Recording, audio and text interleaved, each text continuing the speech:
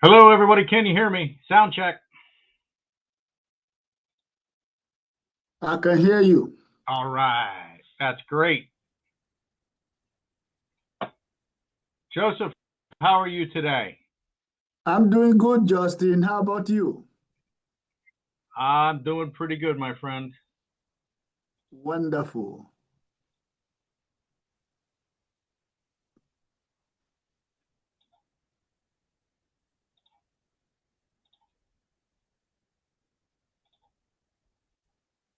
If I can get all my windows together here.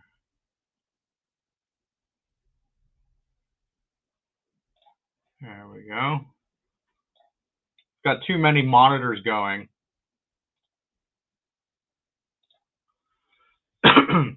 Hello, Kelsey. Hello, Anne Marie. Hello, Brooke.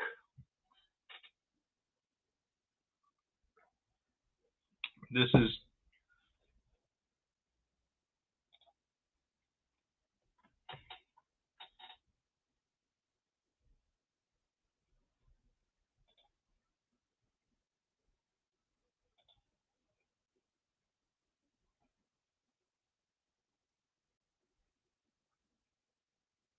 Renee, Alak, Ingrid. Jen, how are you? Hey, I'm good. How are you? Good. Hello. Jen, some of this might be clear as mud to you because we're just getting started, but we're going to give it a whirl. And if you have Okay. questions, just let me know. Okay. Krista, Tony. All right. So I thought we would take a little trip through the standard forms library and talk about some of the wonderful contingency forms and addenda that we have, because I see a tendency of us a lot of times to put stuff on page 14. If they put that big blank spot there, it doesn't mean we have to use it. In fact, in the state of Pennsylvania, we are empowered by our governing document, the Real Estate Licensing and Registration Act, RELRA, to fill in blanks, basically. That's what we're allowed to do. When we start writing stuff out, long form, we run the risk of getting into what an attorney would call the unlicensed practice of law. And there was a very prominent local attorney, used to represent PAR and GHAR, named Jim Goldsmith, and he would always caution against this. And he said, if we ever had one of these clauses, the first question he would always ask is, oh, that's great. Where did you go to law school? And, you know, that kind of stops people in their tracks, but it gives you perspective. We are blessed. Is anybody here licensed in another state? Good. Stick to Pennsylvania. Yes. Oh, Tony, you're in Florida. So what do you think? Like, how does the Pennsylvania form stack up to the Florida form? Um, it's much larger, and Florida doesn't have that right in your own space. If you have any of those things that you would put there, there's an addendum they would rather you use. Right. So it's a little bit more in depth, et cetera. And, you know, Maryland's the same way. There's a core form, which is much shorter, and anything that you strap onto the core contract is an addendum. And it's, I think, much more cumbersome. I love the Pennsylvania contract, primarily, you know, probably because it's what I grew up on, but it's a real strong contract. And there's not a whole lot of gray area, and there's no conflicts. If you use the form itself, there are no conflicts within it. What happens, though, whenever we start crossing out language, but more so adding language with our own contingencies, we have the potential to create a conflict between what the contract states and what we're trying to express. So a lot of times we're trying to add clarity to the situation, but unintentionally but unintentionally we add confusion to the situation. So a very experienced agent came to me last week and said, here's some language that was proposed by the listing agent. Here's what they want to do. And we just pulled it apart and we said, all right, we can do this through the contract by extending this time frame. We can do this with a standard form for sale and settlement by eliminating this time frame or taking it to 0 days. And by using standard forms, we're able to do everything within the forms that were provided for us and not get ourselves in trouble. Our primary objective, obviously, is to serve the client. Second, our objective is to feed our family. Third, I would say, is once the deal is closed, we don't want to be talking about it unless we're sending a postcard or following up with our client to see how lovely their house is. We don't want to be dealing with issues coming up after the closing. So that's what we're going to deal with a little bit today is 21, I don't know if we'll get to them all, 21 popular and maybe unknown addenda. So let me get into a sharing situation. Is there any addendum that causes confusion for you guys or that you want to know specifically about? Because I can kind of move that to the top of the stack if you want. Great. We're going to start with a couple real simple notices.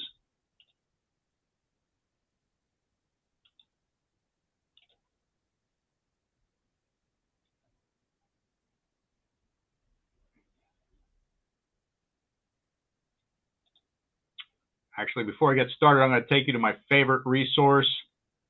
If you guys don't know your way around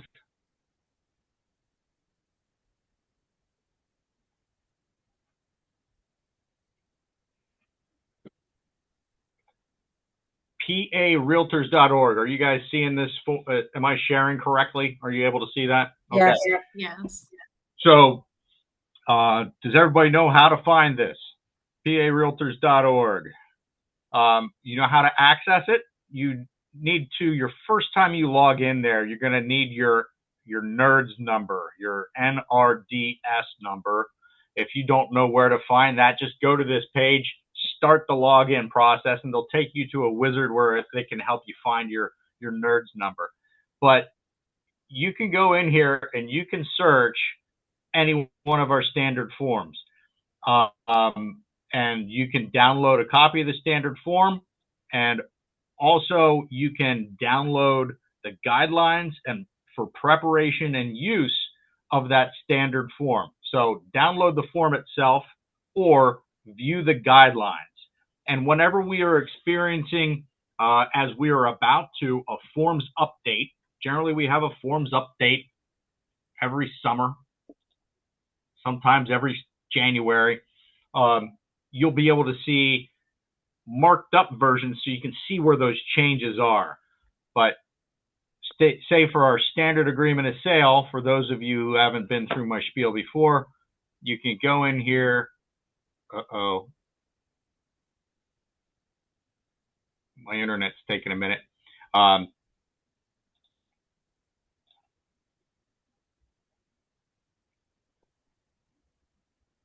you seeing this? The standard agreement guidelines for preparation and use? Yes. Yes. And you will see there's a 66-page document for explaining a 14-page document. That's how, you know, how nitty-gritty they get on these details. There's notes to PAR form users. There's general notes on usage, and then there's practice tips throughout that handbook. I recommend these strongly because, you know, our documents are so rich in text and information that sometimes that, you know, the true meaning of those words doesn't just pop out.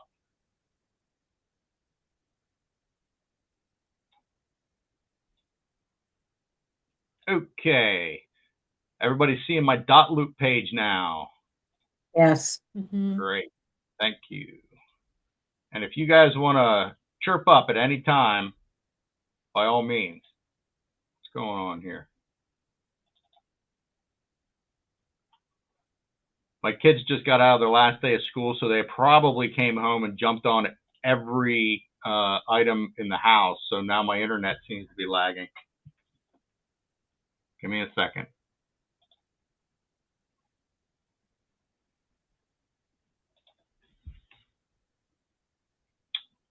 Bear with me, friends.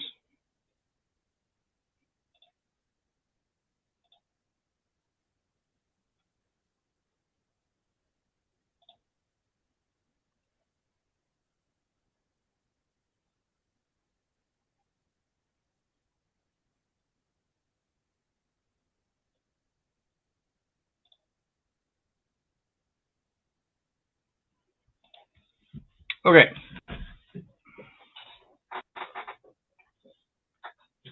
And maybe it's because I'm trying to open 23 documents at once.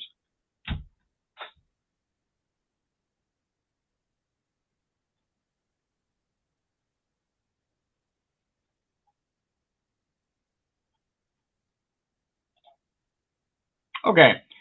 This one is so super simple that a lot of times we forget to use it. This is the super easiest catch-22 CYA that you can do. This is for use with, it's technically required for all government housing, right? For, it's got the HUD seal on here, so that means we should be using it for FHA, USDA, VA. I say just put it in your packet and use it all the time. It says for your protection, get a home inspection, and it talks about the positives of a home inspection. It describes that appraisal is not a home inspection because there's that, you know, a lot of people are confused. I'm getting a VA home loan. I understand there's an inspection with that, and they think that that covers all their bases. That's not the same thing. Those are extra check boxes on the appraiser's checklist. A home inspection is not an appraisal. An appraisal is not a home inspection. So there's no harm in over disclosing or overkill if you want to go ahead and get this signed on conventional or even cash loans. And it has everybody sign it right there. Now we know that we have to use the lead-based paint hazards disclosure form on every property that has a residential element to it. That's even a commercial property with an apartment above it. Even though it's a commercial loan, it has a residential component to it. So we need to use that lead-based paint hazards disclosure form. And on that, it says that you've given them this guide.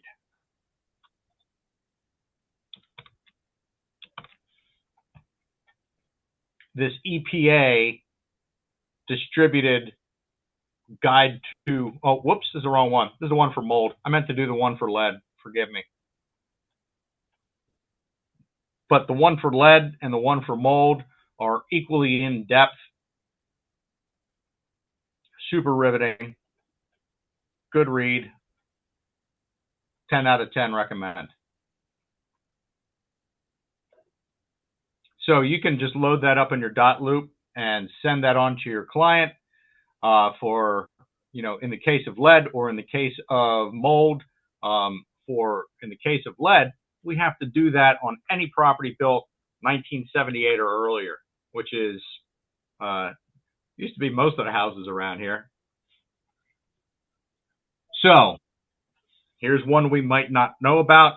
I'm putting some of the ones that we're going to skim right past. You know, we do have a duty to disclose any financial interest in a property, whether buying or selling. You know, there's an actual form for that, and here it is. That's the disclosure of financial interest. If you can't figure out your way around this form, you probably shouldn't have a financial interest in anything.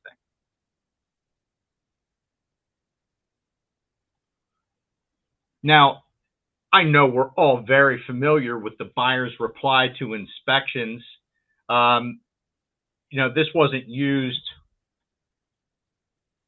When was this issued? Yeah, 10 years ago, January of 16. Before that, we used an actual, it was called a Form RR, and that was used for two-way negotiations. This form is specifically for communication, right? How do we know that? It says it. It says not to be used as an addendum to the agreement of sale. I'm still talking about it today because a lot of times we lose track of what this is for. It's not an addendum. This is, the agreement of sale requires written notice.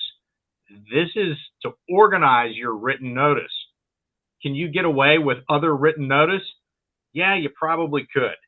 But this does such a good job of it. I don't think that anybody in the industry is arguing that this is the right way to do it. You can use this form. Let's say you have a home inspection. You can reply specifically to the home inspection.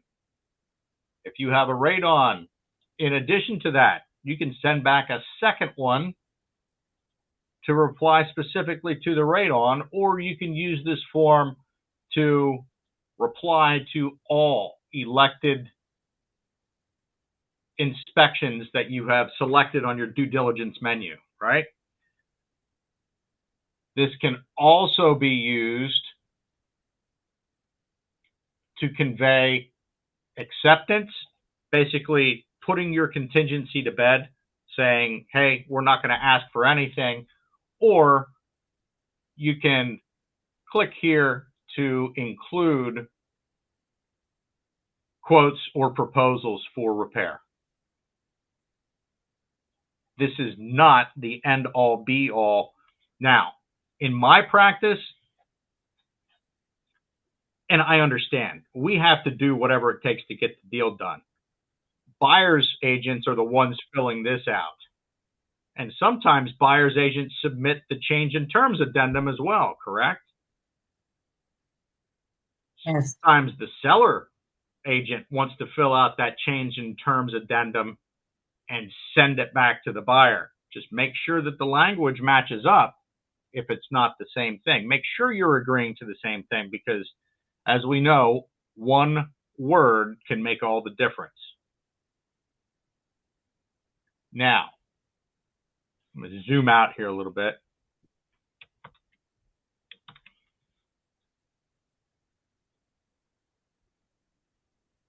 I want to show, we have this form. Whoops.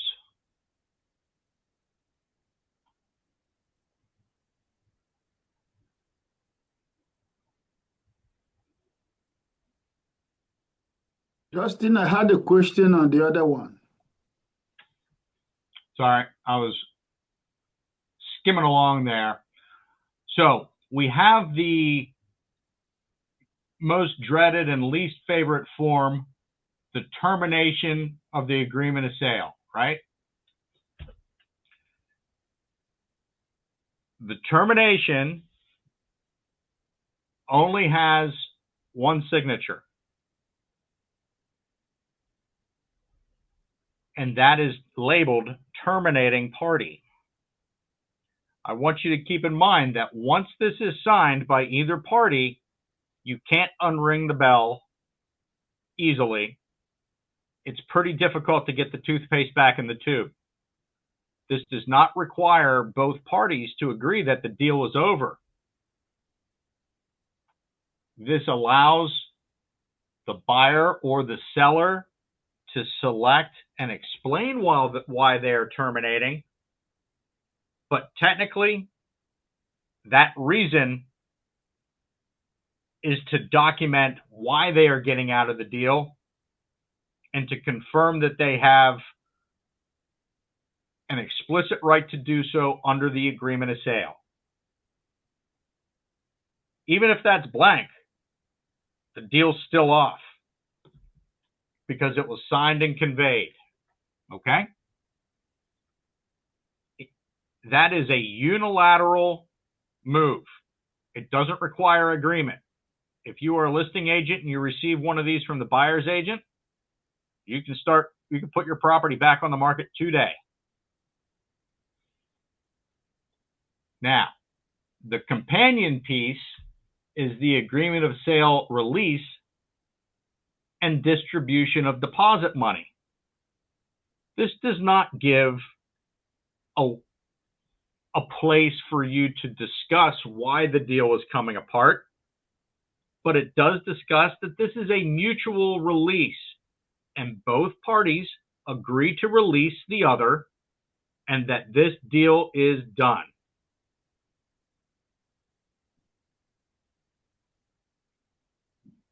And it allows you to discuss the distribution of deposit money. Now, we have the form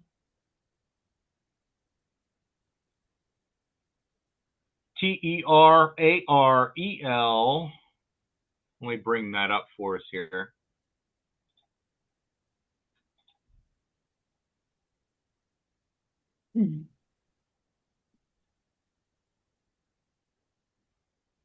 I forgot to download it.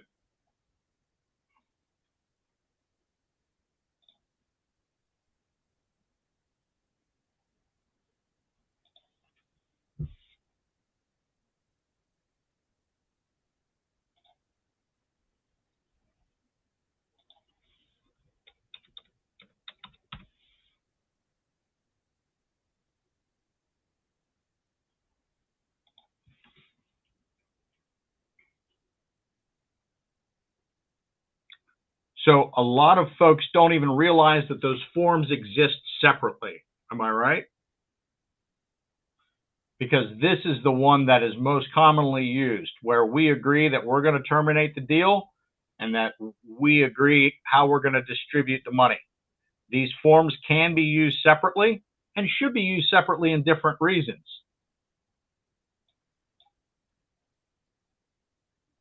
For example, we might use a termination without a release of money if we have not received the earnest money deposit or have not paid the earnest money deposit.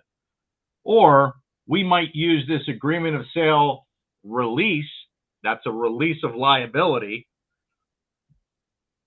if both parties agree to call the whole thing off and we don't have an actual reason in the contract to do so. Can anybody come up with an idea when that might be appropriate?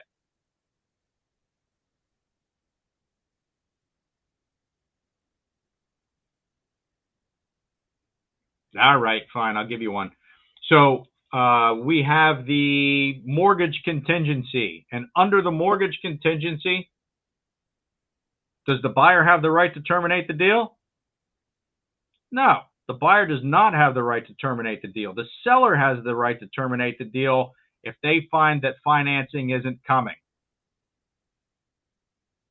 And both parties might agree to this release as opposed to making the seller wait for the commitment date to terminate as the agreement states.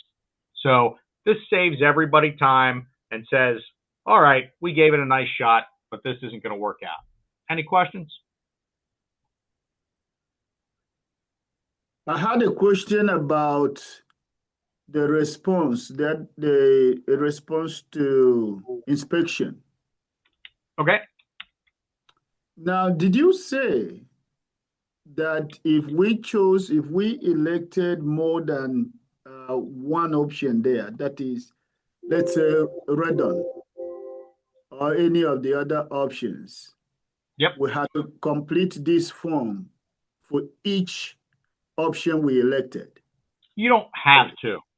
Okay, So yeah. if you wanted to get your information over to them as quickly as possible and didn't want to wait, or you had different time frames, say that we had a 3-day time frame on a home inspection, but a 10-day time frame on a water inspection, and we wanted to get this information over to them just to begin the discussion, you could use this form more than once, one for each inspection.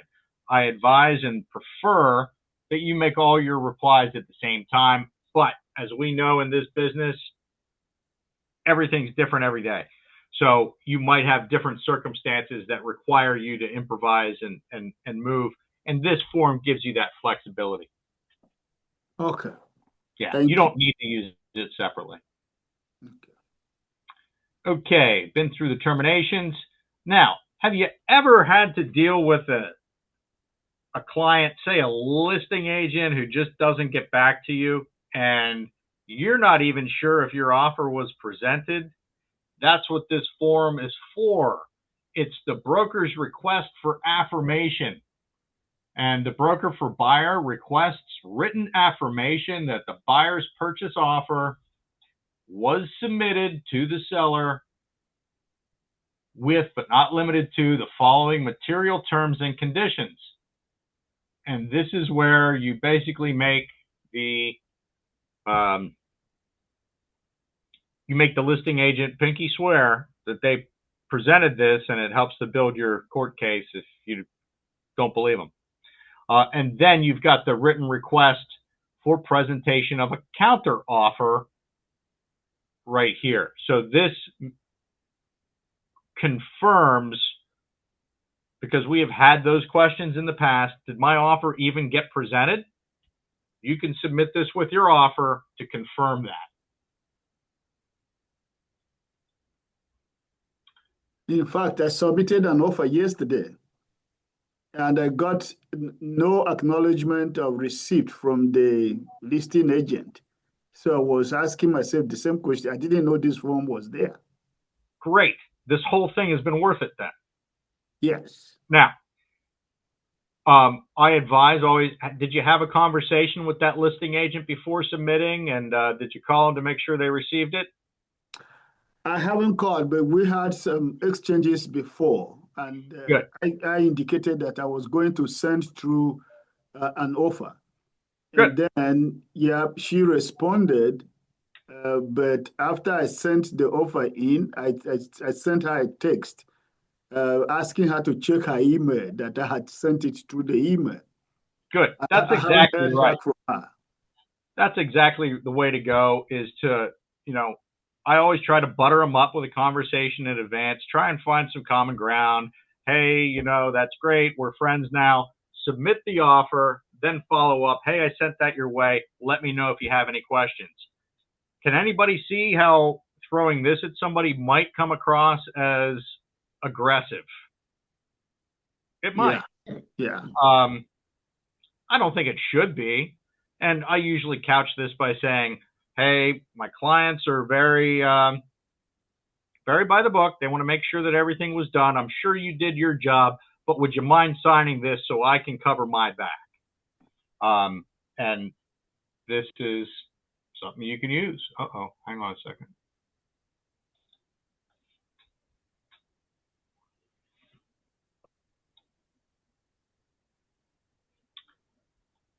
Has anybody heard of the Consumer Services Fee Addendum? No. Kind of Consumer Services Fee Addendum. It's kind of an advanced move. So, did you ever have the clients who kind of run you ragged and expect you to go above and beyond every day and everything? That might be part of the package. Or they might have knocked us down on commission to barely livable wage, and then they ask us to do this and that and this and that. Or we might be in a situation where we're doing something for I don't know, a landlord who we're placing a tenant for. This enables you to check the box and say, I'm going to do this, this, and this, and I'm going to charge you this for it, to get that in writing. So you can use, I'm going to order your mortgage payoff, and I'm going to charge you $150 for it.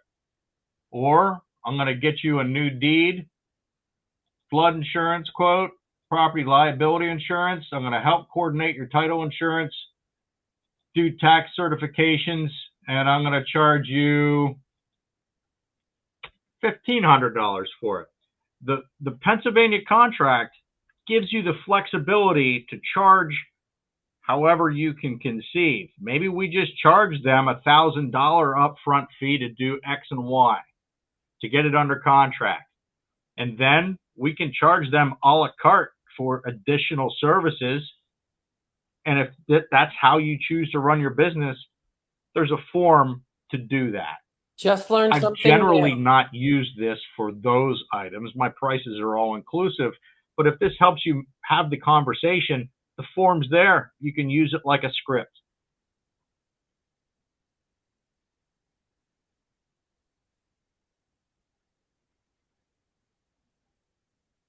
Did we ever have a question about a home inspector? Does this guy actually know what he's doing? Well, you can actually use this form, the Pennsylvania Home Inspector Compliance Statement, where you can have them put in their information, and then they can verify that they are a member in good standing of whatever association. I was at the Capitol today having discussions with legislators as an RPAC trustee on behalf of PAR. One of the platforms that we were talking about, one of the bills going through Congress, Pennsylvania House, is for licensing of home inspectors. So that would kind of make this go away.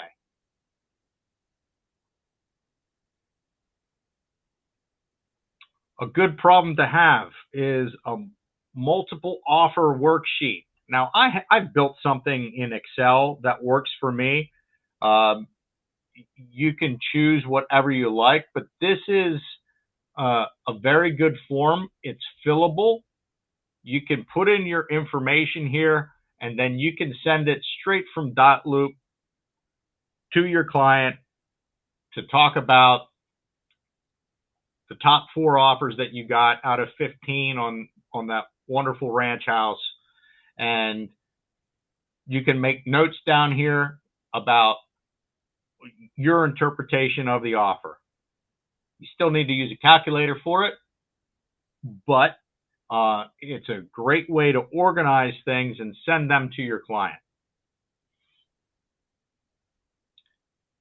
This is not an addendum. This is not a contingency, but it is a powerful acknowledgement. If you are a listing agent and somebody calls you to see your property, and then they want to write an offer, you don't have to enter into dual agency. You can treat them like a customer who walked into your real estate store. And whenever you have that situation with an unrepresented buyer, then you're going to want to use this non-representation acknowledgement where they say, yes, I understand you work for the seller, you don't work for me as the buyer, and you are preparing this agreement of sale for me out of service to your seller. This is called the NRA, and it allows you to do that. I don't like entering into buyer agency with strangers off the street, stranger danger. You know, if I have the listing and I have a pre-existing relationship with my seller built on trust, and somebody calls me off the street and says, I want to buy that, to offer them the same level of representation as I've offered my Uncle Fred, the seller, that would kind of be an insult to him. I'm happy to do the deal and be the only agent involved. I just don't know if I want to represent them. Now, if I have my Uncle Fred's house listed and my buddy Sam calls up, I've helped Sam buy and sell houses in the past, I'm going to do that dual agency because I have existing relationships with both, and I feel that's earned dual agency. This is for cases where you choose not to represent that buyer.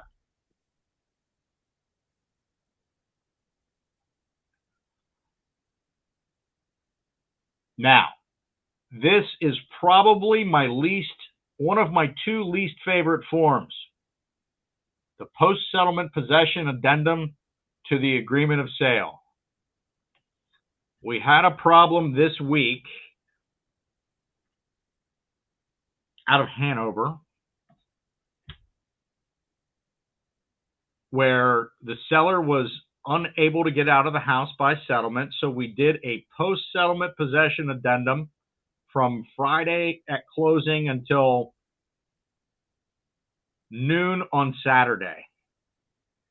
And the seller said to the buyer, at the settlement table, yeah, we'll be out of there by noon. But if you need to start moving stuff in, 9 o'clock or whatever on Saturday, that's fine. Come on by. And then the seller's the buyer's dad shows up and starts making a fiasco because the people weren't out of the house yet. He didn't understand. Like I said, at closing, I want the deal to be done, and I really don't want to be talking about it again because those liabilities exist. In this situation, the liability for the buyer is that the seller's not going to vacate the property on time or not leave it in a condition that we want to see. The liability for the seller is that the buyer doesn't give him the time to get out. And what happens if the buyer shows up and says, you put a hole in my wall? No, that hole's been there forever. Well, you didn't disclose it. Now we have issues. This is a contingency or an addendum of last resort, in my opinion. Agreed.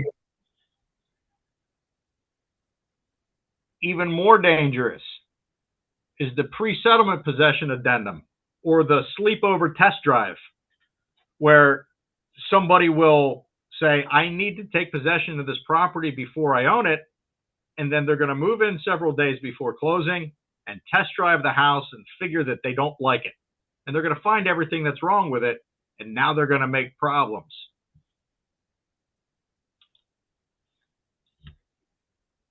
So, as my all-time least favorite addendum, the pre-settlement possession addendum creates havoc in a lot of ways. And we try to avoid that if at all possible. Are there times when we need to accommodate? Yeah, absolutely. There's ways that we can hedge our bets. Hey, Mindy.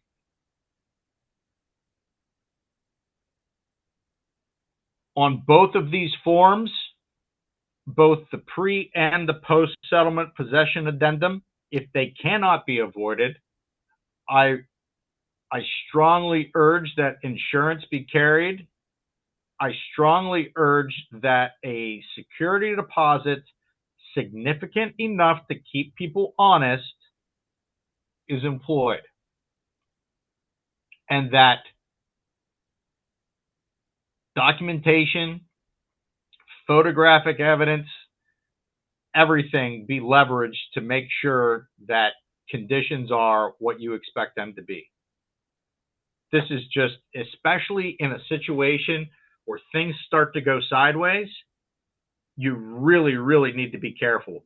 If things start to go sideways between buyer and seller, and there's a pre or a post-possession addendum, you really need to try and pull that apart and not go into that.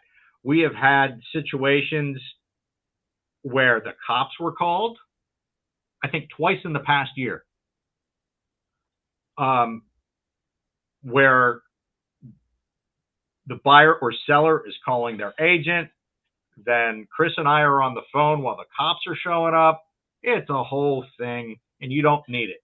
So if you can avoid it, go the Airbnb route, put stuff in the garage, but please make sure that you insure against the unforeseen as much as possible. For instance, I speak of this from experience. I had a pre-settlement possession addendum where the buyers were going to be putting stuff in the garage. And they asked if they could put a dining room table in the dining room. Sure, no problem. Then the seller calls me flipping out because these people have moved into the entire house. God. So if you let them have the garage, make sure the door between the garage and the house is locked. Because if you give them an inch, they'll take a mile. And that cost me $2,500 because that was what the seller wanted for rent for that property since they were occupying it prior to closing. So don't be Justin. Make sure that that door is locked, because the buyers will overstep their bounds if you give them the chance. So Justin, is that just happened because the buyers requested that? Or like what was Yeah. the The okay. seller, the buyers had a house that was being sold, and as often happens, this, the buyers had to be out of their house. They had to sell their house to buy the replacement home, and they had to be out of that house by noon so that they could settle at 2 o'clock on the replacement home. And they just couldn't see how they were going to get everything in a U-Haul. And they didn't want to do that. And that was going to be super stressful for them. So they asked if they could move things into the garage. The seller was very accommodating. And then they took advantage. Okay. And they didn't see any harm in it, but they should have known better. And, sometimes, I trust my people. I just don't trust their judgment sometimes. And that's how we have to be. We have to make sure that we're protecting everybody to the best of our ability, even to the point of looking into the future and using your mom brain to see how things are going to go wrong. My wife would be great at this job, because anytime the kids climb up high on anything, she's like, "You're going to break your teeth out." Like she automatically goes to worst case scenario. Yeah. I'm too much of an optimist, and I don't see it sometimes. So it's best just to avoid that situation if at all possible. If at all possible. Okay. I've had multiple deals go sideways because people had a pre-settlement possession addendum, took the house for a test drive, and saw things that they didn't like while they were occupying it. Okay. Justin, I had an experience, and so my buyer asked me if the sellers would allow her to move some things into their garage 2 days before closing. And I went through the listing agent. We got really very friendly. And the listing agent asked her client, and the client said it was okay. And so that happened. But I didn't complete this form. Was I in violation? You were not in violation. However, you were at risk. Okay. For instance, that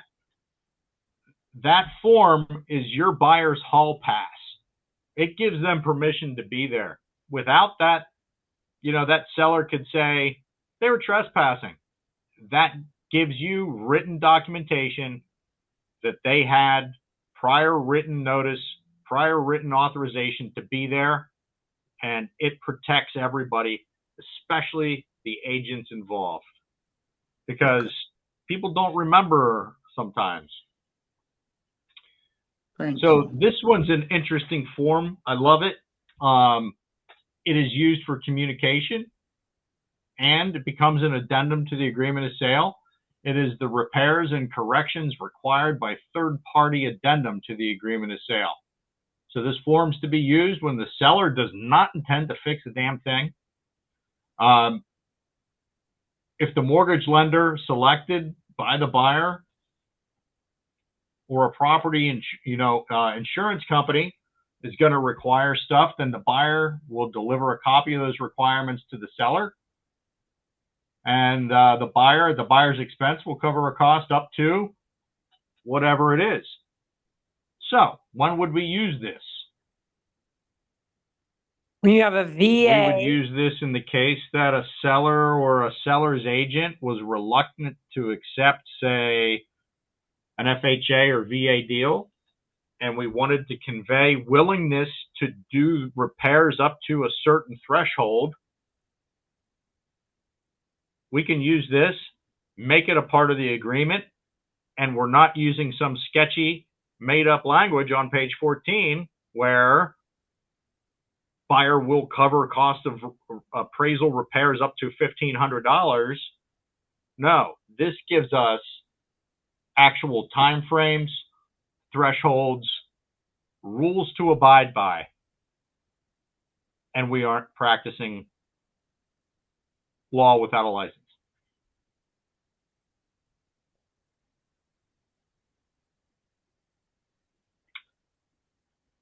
And it has these nice little indemnifications on there where we're not being held responsible.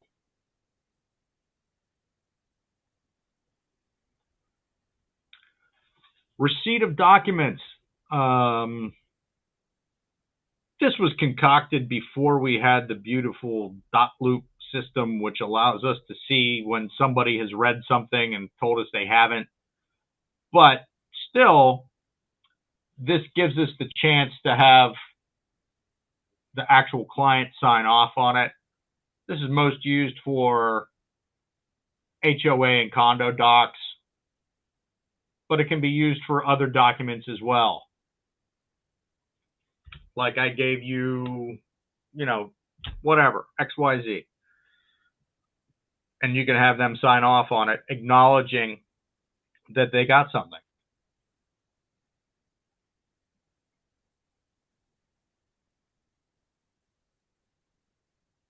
Now,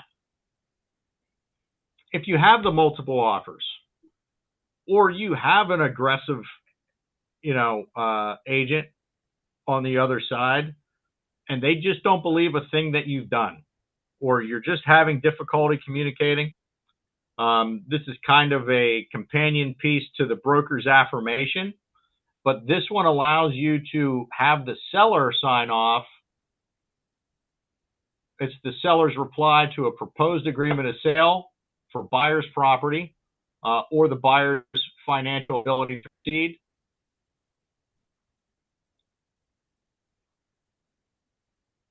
This is specifically for use, however, in the following forms. Oh, I'm sorry, I screwed up. This is for use with the SSP TKO, or the SSP, the sale and settlement of other property, the sale and settlement of other property with a kickout, and the sale and settlement of other property with a right to continue marketing. This is how we respond to that one. This one is the seller's reply to purchase offer. So if you get 14 offers on that charming ranch house, and you want to convey to everybody specifically what went wrong, because you have a lot of competition, or not what went wrong, but why they didn't get the offer, this allows you to convey to them specifically why they didn't get it. You don't really need the accepted one, because if they have an accepted offer, they have a signed offer. You just need the rejected one. Justin? We don't like that one. Notification to buyer of a potential short sale. God, that's a hard day whenever you have to break this one out, because you're moving through everything. You have a negotiated offer, and then the seller says, or you get some information back from the title company, and the math isn't mathing, and you find out that there's not going to be enough money from the sale to satisfy the mortgage. That's when you have to break this one out. Hopefully you don't ever have to use it.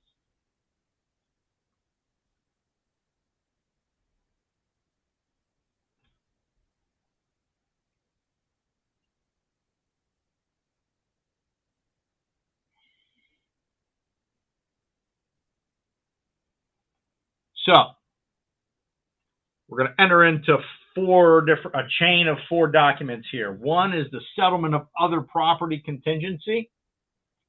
So if we got our house under contract and now we're shopping, and we want to make sure it closes before we go homeless, then we're going to use this form. And the sale is contingent upon the settlement of 123 Main Street. If settlement of the buyer's property does not occur by the settlement date specified above, or if the buyer's agreement of sale is terminated, the seller can terminate the agreement.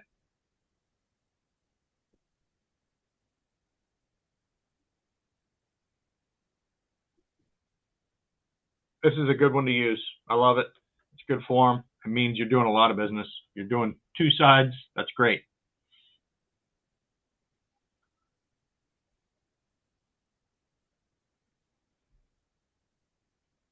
Slightly more advanced move.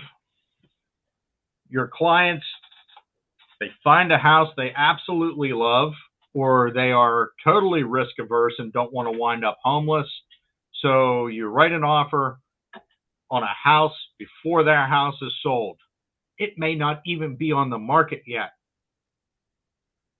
So you are going to propose the buyer leaning version of these forms, the SSP, the sale and settlement of other property contingency addendum to the agreement of sale, where you are going to get it on the market within 2 days, which is a crazy rat race. The property is going to be listed at or below X for a term ending after Y. And if the buyer receives a bona fide offer for the buyer's property, the buyer will promptly notify the seller in writing. And then within 2 days, the seller is going to make a decision. So that was the form that I showed you right here. That is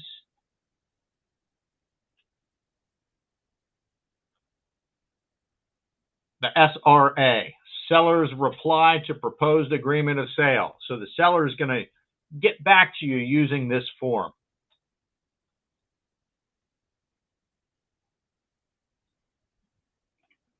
Now, a practice note on this one.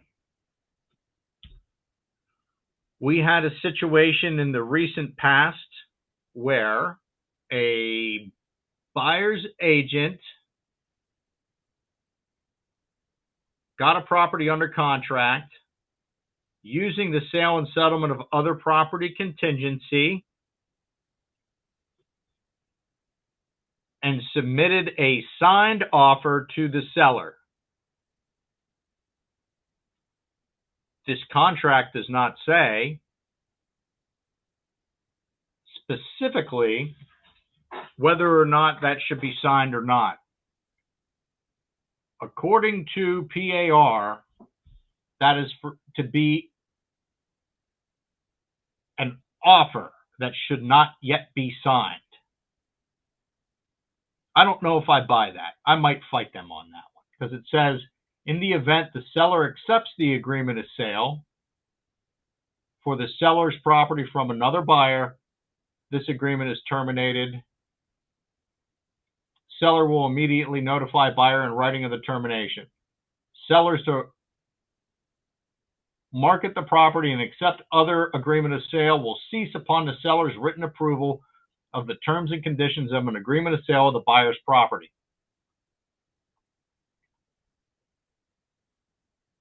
It doesn't say anything about it being an executed agreement or not. But, so this is the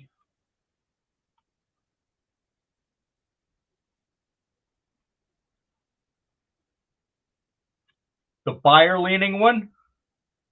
This is the seller leaning one. This gives the seller the right to continue marketing. In reality, how many times do offers come in after it's marked active contingent in the MLS? Not all that often. It happens, but it's not all that often.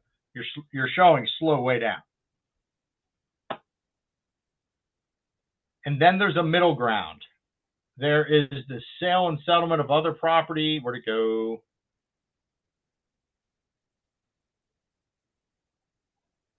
I got my forms out of order. It's the TKO. There it is. This one allows the buyer to lock in the property, allows the seller the right to continue marketing, but gives the buyer some time to work. So the kick-out period is the key. Here they give you 24 hours. You could put in 72. You could put in 96. To give your buyer time to maneuver. If you are the listing agent, though, you're going to be reluctant because you're not going to have 96 hours to reply to a buyer's offer on your house if another better deal comes along. So you're probably going to want to keep that to 48 hours or less. Any questions on the sale and settlement of other property? And did you know that there was those three? Now, whenever a property does sell, you can use this to confirm that the property has sold.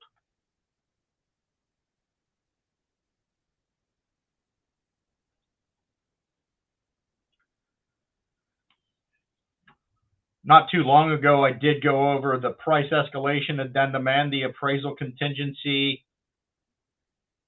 We still have some questions on the appraisal contingency from time to time. Just to eliminate further writing on page 14, we'll talk about this real quick. Option A, appraisal. That's the purchase price. Cut and dried, easy peasy. We just wanted to appraise for the sale price. Option C, we're picking a number and it doesn't float with anything. It's a number that we have predetermined that we want the property to appraise for. That can be above or below the sale price. So if I'm buying this junker for $45,000 and I know that I need to flip it and I need some meat on the bone, I can say I need it to appraise for 75 for me to move forward with the deal. Or, 150 and 200, whatever your numbers. This just gives you the flexibility to deal with the crazy scenarios that our clients sometimes cook up for us. And then B is an amount that's less than the purchase price. Let's say $10,000. So how does that work? That is our appraisal gap right there. So if we're using a price escalation, we don't know what the sale price is. This allows us to cook in an appraisal gap of $10,000. So we only need the property to appraise for $10,000 less than the purchase price, whatever that purchase price may be. So if we're dealing with a $300,000 house and we're willing to escalate up to $350,000 and we're going to cover a $10,000 appraisal gap, we put in that $10,000. Or if we have a $300,000 property that we're escalating up to $350,000 and we're okay with anything above the asking price, then we can put in $300,000 there. It depends on the financial wherewithal of your client and what they're looking to do. Keep in mind, with the contingency period, if you're unable to respond or extend this contingency within the contingency period, your buyer is buying the house. Or it's going to fall back on somebody, and somebody's going to lose some money potentially. I want you to be aware of this time frame, especially since this fall, I think November, the new appraisal guidelines are coming into play. We're losing appraisers every day because they don't want to learn the new system. The new appraisal guidelines are going to take appraisers longer in the home, and you may not be able to get an appraisal done within 30 days. Talk to your lender first to make sure that they have a handle on what the bottlenecks are. I don't want you to get caught in a pinch for something that's out of your control. You may have to bump that out to 45. Just be aware of that. Also on the appraisal contingency, read what the instructions are. If the minimum appraised value from paragraph 1 is met, then we're good and we move forward with the deal. If the minimum appraised value from paragraph 1 is not met, it reverts to the agreement of sale and falls under the mortgage contingency, they still have to qualify for the mortgage. The difference between this and the loan-to-value ratio in the agreement of sale is the loan-to-value ratio in the agreement of sale does not give your buyer the right to terminate the agreement. This appraisal contingency does give your buyer the right to pull the ripcord and walk away. In the agreement of sale, the seller's in the driver's seat whether or not that deal is going to go the duration. So, there's been some confusion over listing agreements and buyer agreements since the lawsuit that happened here a couple of years ago. Just want you to be aware there is a form for a change to the listing contract. If you have to change your contract in any way, you don't have to go back to the original and scribble stuff out and get initials. This form has the top 7 reasons that we might be changing our agreement. That would be the ending date. That would be the listing price. That would be adding on an additional designated agent. Yeah, I'm going on vacation. I need someone to tend to your property. We could use this to add an additional designated agent so that somebody would have the right to negotiate while you're away. Go enjoy your vacation. Add somebody as a co-listing agent. You can change it back when you get back or let them ride out the deal, whatever. Remove a designated agent or change cooperating compensation. For example, I listed something for a seller here last week, 6%. The buyer's agent put 3% on the contract for compensation. So if I let that go and I have 3% to cooperating broker on here, and I've got 3% on the contract, that buyer's agent is getting paid 6%. I didn't want to have to mess with it at 11 o'clock on a Friday night. So I didn't want to have to send it back for initials and risk the deal falling apart because it was a little bit tenuous. So I just had my clients sign that offer and I sent them a change to the listing contract to remove the 3% cooperating broker. That way I didn't have to go through another set of initials. I just let that go.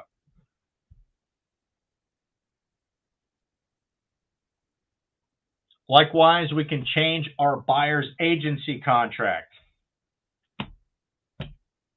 Whether you take somebody shopping for 2.5 and that listing agent's offering 3, then you have a conversation with your buyer and say, hey, they're offering 3. Would you mind a change to the buyer agency contract so I can collect that 3%? Have I earned that? Thank you. Let's change my BAC from 2.5 to 3%, or vice versa. I sign them to 3 because that's what Mrs. Hovetter expects. But if somebody's paying 2.5 and my buyer's on Skid Row, I'll change it to 2.5 to make them comfortable.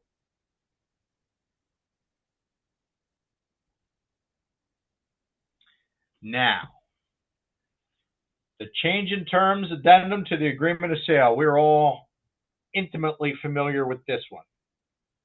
I put this on here for mainly one reason, and that is the time frames in paragraph 6. I really like that. There's a couple other time frames up here that are ready to go. So you're changing your settlement date, changing mortgage commitment date, all that. That's great. What these are for is for other time frames within the body of the agreement of sale. Keep in mind, those time frames in the agreement of sale are cascading. For example, with our inspection contingency, 10-5-2, you know what those numbers mean. If we change to 10, then it influences the 5 and the 2. If we say, just use the narrative form and say that the home inspection window is extended to Thursday, it does get the point across. But the reason I like this is it was a situation that happened a couple of years ago where we had a situation where a buyer's agent wrote on the agreement of sale, inspections are for buyers' informational purposes only and will not make a reply to inspection requesting repairs or money. Okay? So they filled out a change in terms, sent it to the listing agent. Listing agent,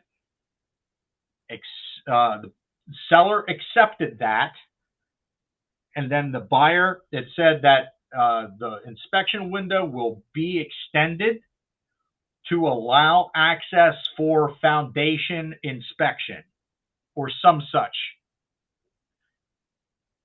It was accepted by both parties, and then the buyers said they sent a reply to inspection to the seller. And the seller's like, we're done.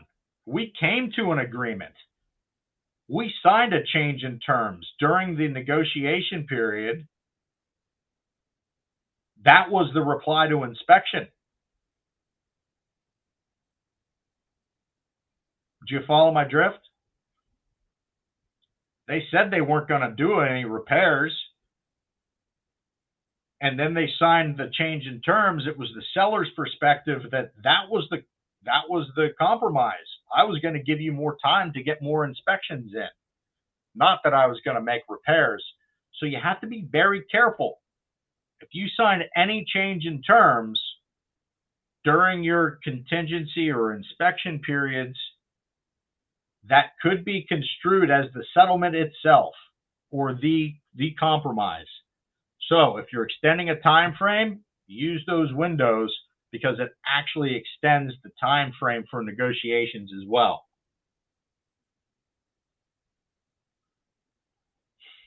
So what do we use a general addendum or endorsement to the agreement of sale for? Furniture that the lender can't see. Home warranties. Yeah. Right? Please, because it's like 42 lines long, don't take that as permission or encouragement to write a novel.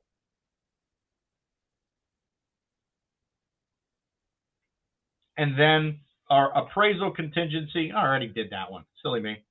Gotta repeat.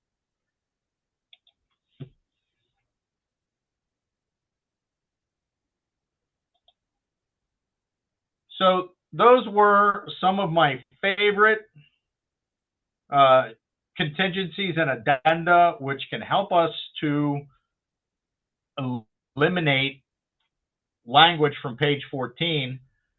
If you ever have questions about what a form is for or how it works, I really encourage you to lean on that parealtors.org just to satisfy yourself. Like, here's the battle of the forms. So how does the appraisal contingency stack up to the loan to value ratio? And there is an article by a PAR attorney which discusses the difference between using the loan to value ratio and the appraisal contingency. There's also an article from another attorney talking about the sale and settlement contingencies, how they're similar and how they're different. And it gives you a good breakdown and even a little flow chart of not a flow chart, but a comparison chart on what they do and don't do for you. So all you have to do is to go into parealtors.org, type in your topic, and it's going to give you 482 results. 3 of them are going to be forms. A couple of them are going to be webinars. They're going to talk to you about different articles that have come out since they've started accumulating those things. So what questions do you have on any of those, and did it bring up any other questions or stories or concerns? Justin, Yeah. I took a private listing. Do we have an NDA anywhere? Either I didn't see anything in the PAR library. I don't want to get Expecting a creative. call from you. I have something for you. Okay, perfect. Thank you. Yep, I'll send it over. So a private listing, that was commercial. Yes. And yeah, I'll get that over to you. Okay, thank you. Sure. Anything else, guys? Well, I really appreciate you taking the time to jump on here and hang out. This is going to be sent out to everybody in our orbit. If you have any questions on these or any other forms, don't hesitate to reach out. I want to make sure that you're comfortable with them so that you can use them to great effect. And that's all I have for today. Thank you, Justin. All right. See you guys. Appreciate you. Have a great one. You too. Bye.